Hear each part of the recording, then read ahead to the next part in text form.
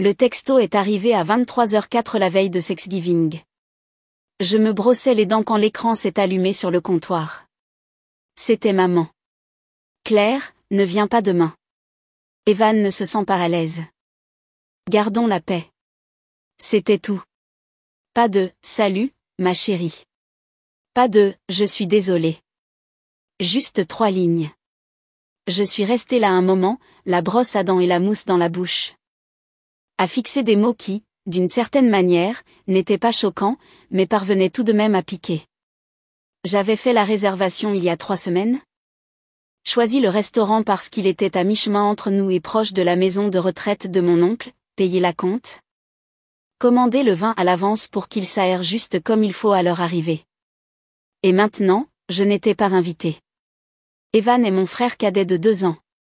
Il a 36 ans, mécanicien de titre. Mais pas d'emploi. Ma mère, Janice, a toujours dit qu'il avait juste besoin d'un chemin plus doux. Mon père, Robert, commente rarement. Il ne l'a pas fait, pas vraiment. Depuis l'année où papa a failli perdre la maison. Et où je suis intervenue avec le chèque qu'il n'avait jamais demandé. Mais c'était il y a des années. Et ce soir, d'une manière ou d'une autre, la maison que j'avais aidé à sauver accueillait un dîner de famille auquel je n'étais pas la bienvenue. Je n'ai pas répondu au message. Je n'ai pas appelé. Je suis juste allée dans la cuisine. J'ai ouvert mon ordinateur portable et j'ai sorti le fichier que je n'avais pas touché depuis 6 mois, dépenses familiales, ne pas partager.xlsx. Cela a commencé comme un moyen de suivre de petites choses étranges. L'argent de l'essence quand le camion de papa est tombé en panne. Le ticket modérateur pour le traitement de canal de maman. Le paiement de l'assurance auto qu'Evan a oublié 3 mois de suite. Mais avec le temps, c'est devenu autre chose. Une sorte de registre. Silencieux, non sollicité, mais méticuleux. L'écran brillait dans la cuisine sombre, des rangées et des rangées de chiffres s'étendant sur des années. 2009, maintien de l'hypothèque, $5,600.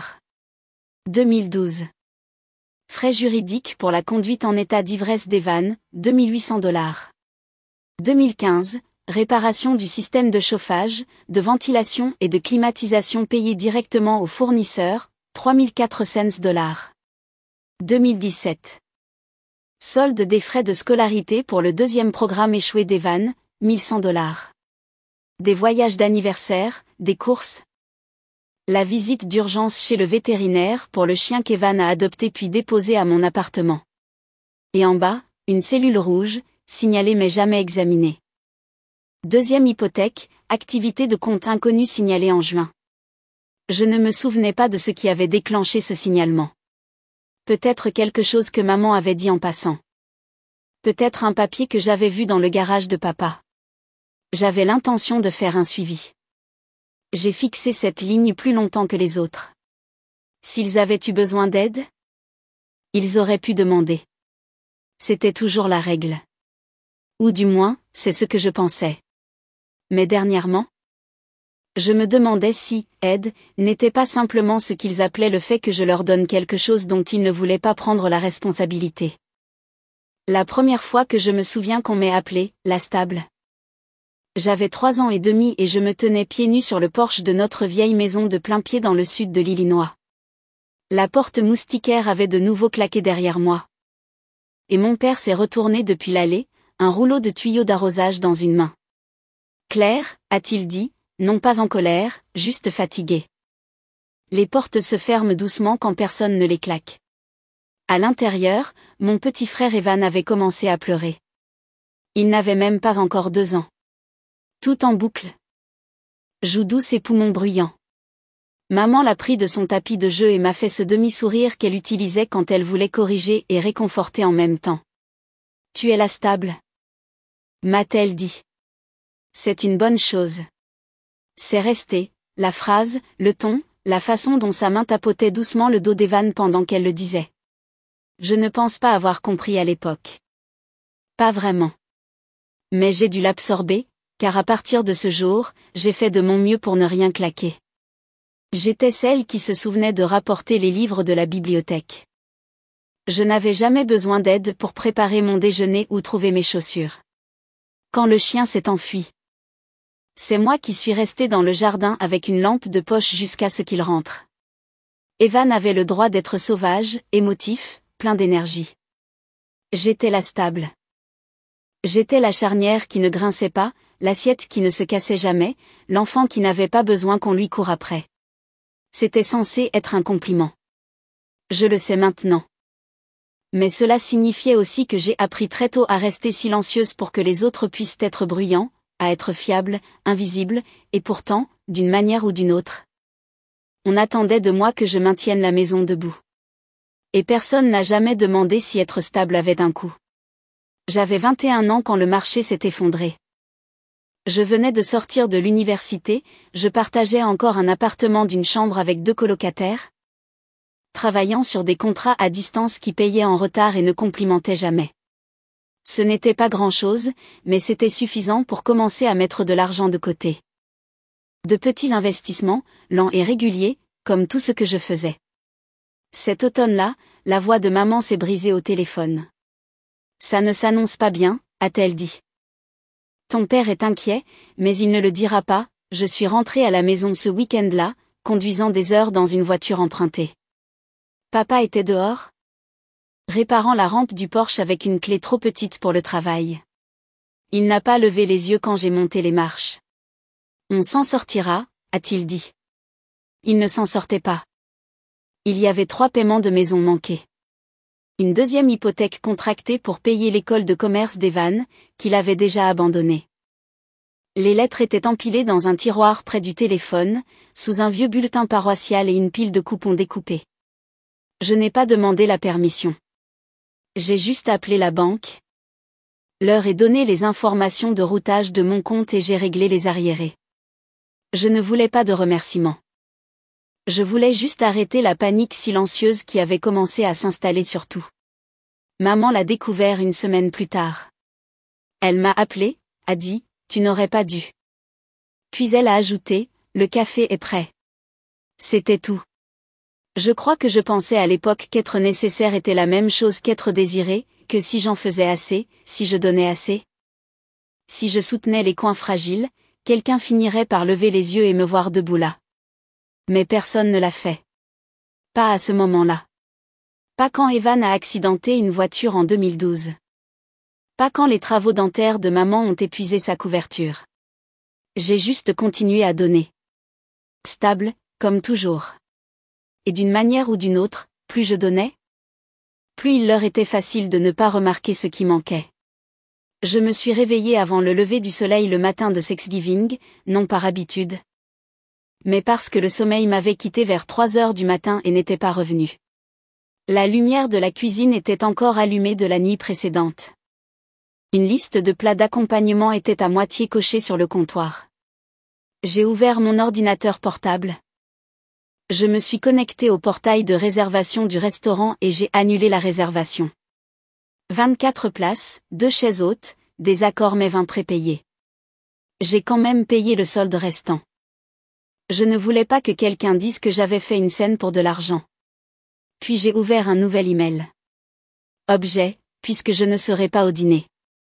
Pièce jointe. Dépenses familiales, ne pas partager. .xlsx. Je n'ai pas ajouté de commentaires. Pas de longue explication.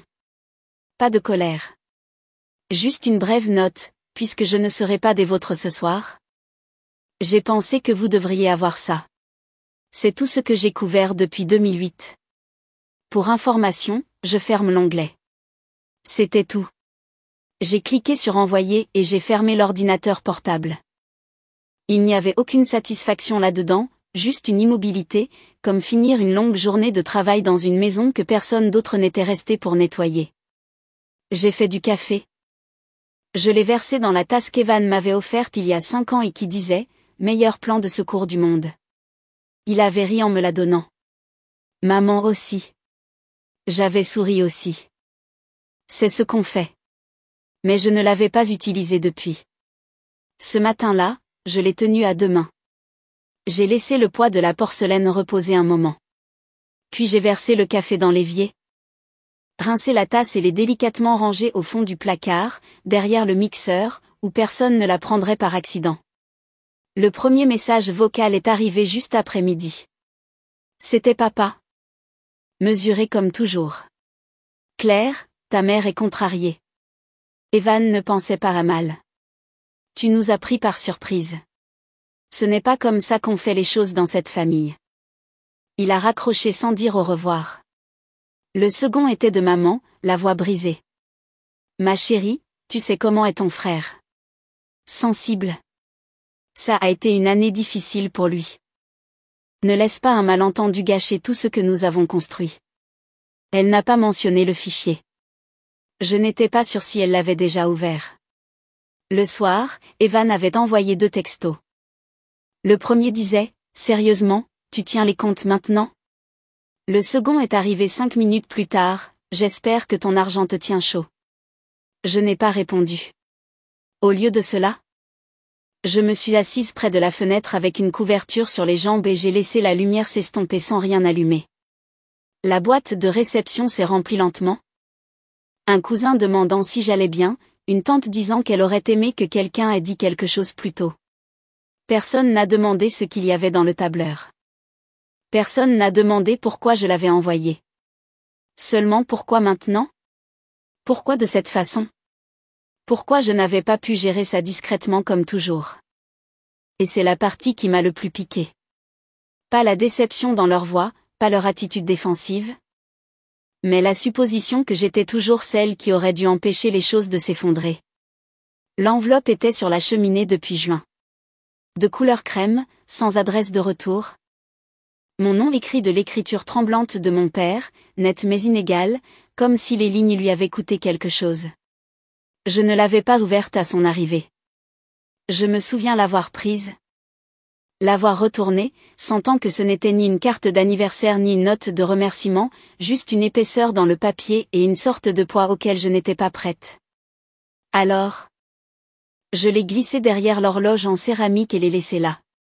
Ce vendredi soir, après le dernier texto d'Evan et le 3e appel de maman en autant de jours, j'ai pris l'enveloppe et l'ai ouverte lentement.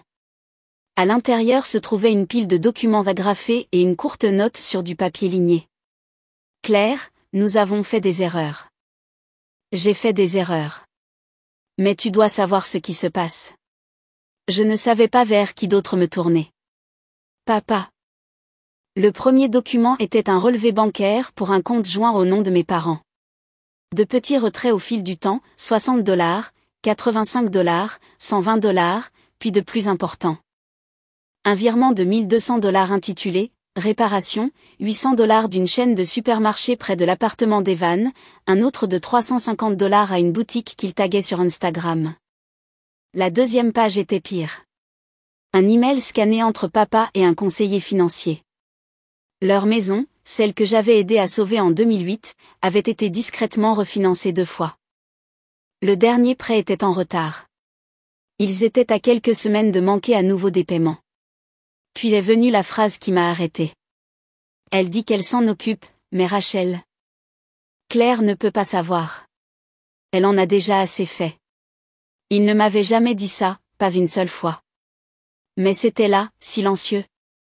Enterré dans une conversation numérique qu'il espérait probablement que je ne lirais jamais. Et maintenant, même s'il ne demandait pas d'aide, les dégâts étaient déjà faits. La maison. Leur sécurité, les fondations sur lesquelles ils avaient bâti leur vie, tout cela s'effritait. Et la personne en qui ils avaient confiance pour arranger les choses était celle qu'ils venaient de désinviter à dîner. J'ai rencontré Myriam Kane le mardi matin suivant. Son bureau se trouvait dans une maison victorienne reconvertie juste à côté de la place, tout en parquet usé et lumière filtrée. Elle m'avait été chaudement recommandée par un collègue qui l'avait un jour décrite comme « chirurgicale avec le silence ». Cela s'est avéré vrai. Myriam avait la 50aine, était compacte. Le regard vif, pas méchante, mais clairement pas du genre à faire la conversation. Je lui ai tendu la pile. J'avais apporté les relevés bancaires de l'enveloppe de papa.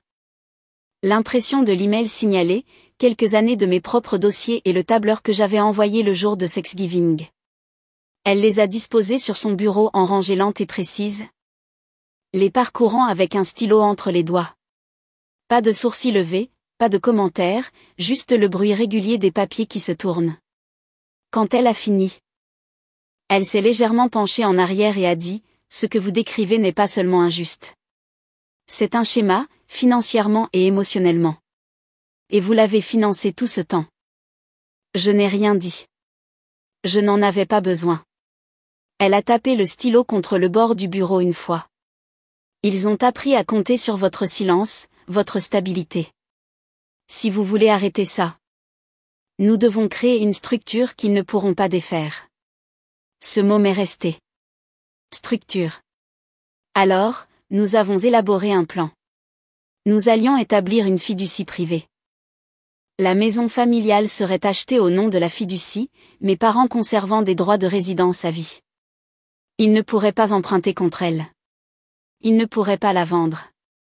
Si quelqu'un essayait, la fiducie se figerait et bloquerait tout.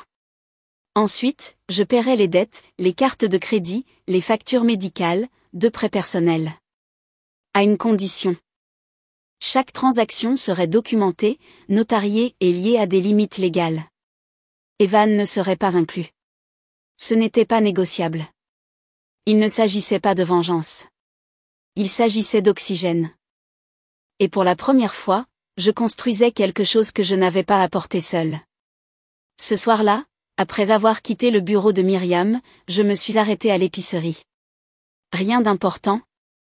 Juste quelques petites choses pour la semaine. J'ai payé en espèces, ce que je n'avais pas fait depuis des années, et je suis rentrée en silence. De retour à l'appartement, j'ai branché mon téléphone et j'ai remarqué un appel manqué d'un numéro que je ne reconnaissais pas. Pas de notification de message, mais quelque chose me titillait. Une démangeaison au fond de mon esprit.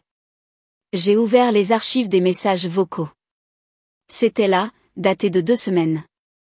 La voix était masculine, la quarantaine. Peut-être un peu sèche et professionnelle. Bonjour, ici Tom Reeves de la First Capital Credit Union. J'appelle pour Claire Holden. Je voulais juste confirmer une demande de cosignature soumise le 30 octobre pour une nouvelle ligne de crédit personnel au nom d'Evan Holden. Si vous pouviez nous rappeler pour vérifier l'autorisation, nous vous en serions reconnaissants. Il a terminé en donnant un numéro de rappel. Pas d'urgence, pas de signaux d'alarme dans son ton.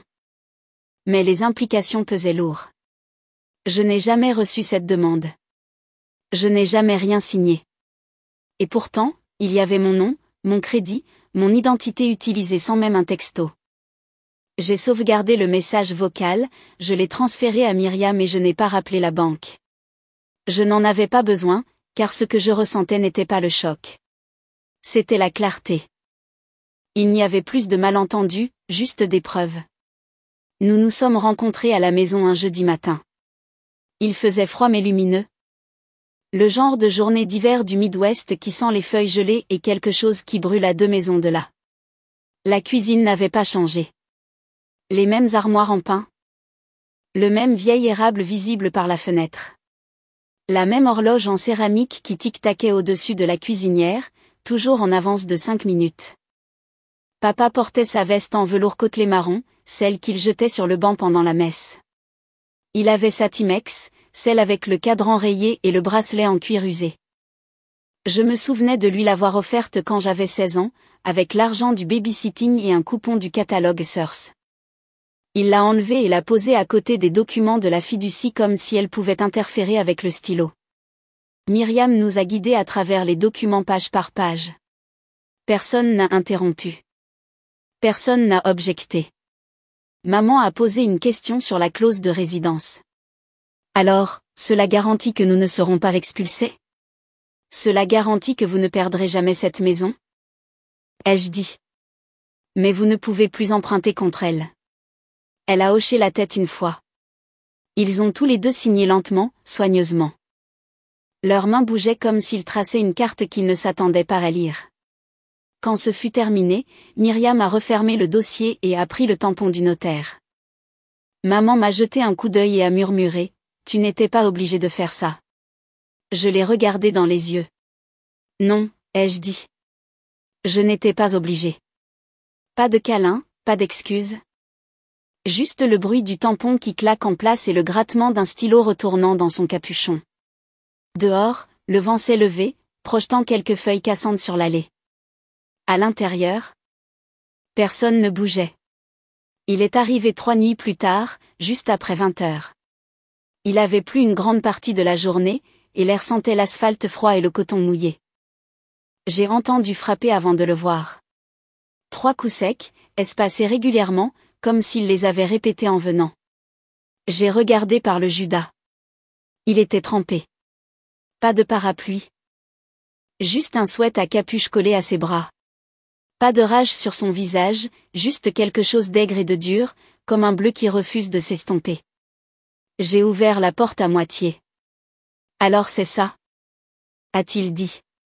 Tu achètes juste la maison et tu nous mets tous dehors. Je n'ai pas répondu tout de suite.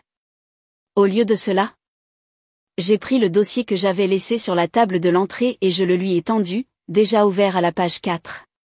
Restriction des bénéficiaires, clair comme du cristal. Tu aurais pu me le dire? A-t-il dit, sans regarder la page. Tu n'avais pas à être sournoise. Je te l'ai dit, ai-je dit. Chaque fois que j'ai payé ton loyer, chaque fois que j'ai couvert tes découverts. Tu ne l'as juste pas entendu parce que je n'ai jamais crié. Il a fait un pas à l'intérieur, les bras croisés. Sa voix s'est faite plus basse. Alors, et maintenant? Tu en as fini avec moi? Non, ai-je dit doucement. Tu en avais fini avec moi au moment où tu es resté là et que tu les as regardés me désinviter d'une table que j'avais dressée. Il a cligné des yeux une fois. Puis une autre. C'était l'idée de maman. C'était ton silence. Il a baissé les yeux, puis les a détournés. Le papier dans ses mains s'est légèrement enroulé sur les bords à cause de l'humidité. Alors, qu'est-ce qu'il me reste? J'ai soutenu son regard. Ce que tu choisiras de construire. Il a hoché la tête une fois et a reculé. Pas de porte qui claque, pas de dernier mot. Juste le bruit doux des chaussures mouillées se retirant dans le couloir. Et pour la première fois depuis des années, je ne me suis pas sentie coupable, seulement légère. Les jours qui ont suivi ont été calmes d'une manière que je n'avais pas ressentie depuis des années. Pas le genre de calme qui attend qu'un téléphone sonne, mais celui qui s'installe dans les coins et y reste. J'ai ouvert mon calendrier et j'ai supprimé les rappels récurrents, le contrôle du cholestérol de papa, les détartrages de maman. Le renouvellement du bail d'Evan. J'ai annulé les livraisons automatiques de fleurs que j'avais mises en place il y a des années, fête des mères, fête des pères, juste comme ça. Je me suis arrêtée à chaque fois avant de cliquer sur supprimer, comme si le système pouvait me demander si j'étais sûre. Il ne l'a pas fait. Ce vendredi-là, je suis rentrée du travail et je n'ai pas entendu mon téléphone vibrer une seule fois. Personne ne demandait si je pouvais virer de l'argent pour une facture en retard ou réserver un vol pour quelqu'un qui avait encore perdu la notion des dates. L'appartement semblait immobile. J'ai enlevé mes chaussures, allumé une lampe et préparé le dîner pour une personne sans me presser.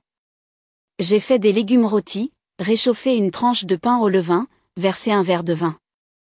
Rien d'extraordinaire, mais j'ai goûté chaque bouchée lentement, sans attendre une sonnette ou des excuses. Je pensais que ce genre de silence ressemblerait à de la solitude. Mais ce n'était pas le cas. C'était comme de l'espace, le genre que je n'avais pas vu depuis très, très longtemps. C'est un mardi matin que le message vocal est arrivé. La voix était inconnue, calme. Un peu bourrue. Bonjour, c'est Tom. Je travaille à l'ancien entrepôt de revêtement de sol près de Fairview. Je pense que nous avons trouvé quelque chose à votre nom lors d'un nettoyage de propriété. Ça pourrait valoir le coup d'œil. Fairview. C'était la rue où vivaient mes parents avant que la maison ne change de main, avant la fiducie. Je suis arrivée cet après-midi-là. L'endroit sentait le diluant à peinture et la sueur humide. Tom. La soixantaine, chemise en jean, ceinture pleine de clés, m'a accueilli à la porte et m'a conduite devant des rangées de boîtes à moitié ouvertes. Je ne l'ai pas ouverte, a-t-il dit. J'ai pensé que vous voudriez le faire. La boîte était molle au coin, mon nom de famille griffonné sur le dessus à l'encre noire décolorée. Claire. J'ai soulevé le couvercle. Reçu, Relevé bancaire, enveloppe déchirée. Glissé en dessous, 2 cahiers à spirale. L'écriture était indubitablement celle d'Evan, incurvée, penchée, toujours à l'encre noire. Elle avait tenu des listes, des dépenses, réelles et gonflées, des stratégies de découvert, quelle carte de crédit avait de la marge. Une page m'a glacé. Une note griffonnée dans la marge disait « Demandez à maman d'utiliser la fiducie de Claire.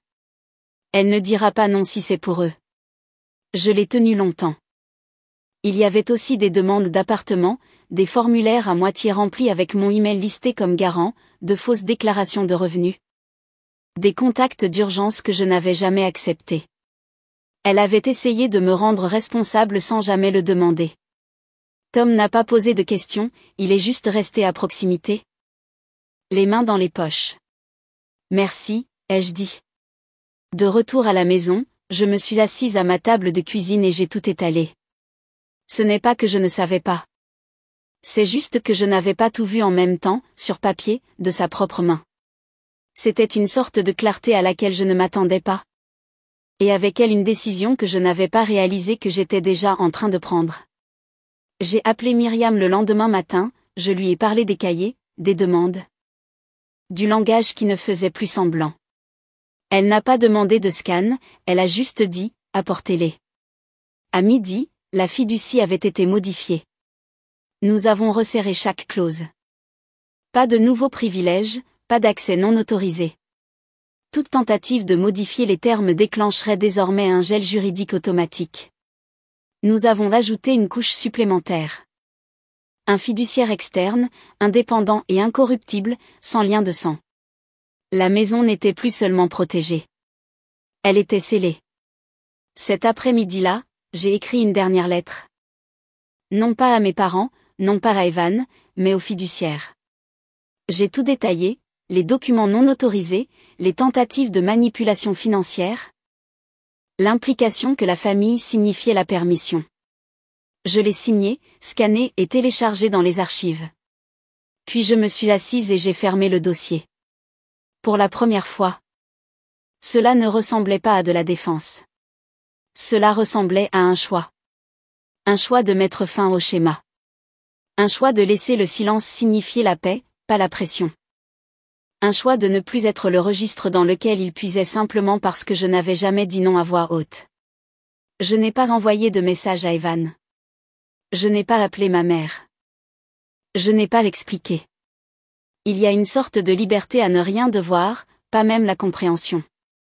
Et peut-être qu'ils ne remarqueront jamais la dernière limite. Peut-être qu'ils continueront simplement à longer le périmètre, se demandant pourquoi la porte ne s'ouvre plus. Ce serait leur histoire à porter. La mienne était déjà passée à autre chose. Ce dimanche-là, j'ai mis la table. Une seule assiette, une seule fourchette, une seule serviette en lin plié à côté d'un verre à vin que je n'avais pas utilisé depuis des années. La lumière du plafond bourdonnait doucement, projetant un halo chaud sur la surface en chêne que j'avais moi-même refini il y a 2 hivers. J'ai préparé du poulet rôti au thym et au citron.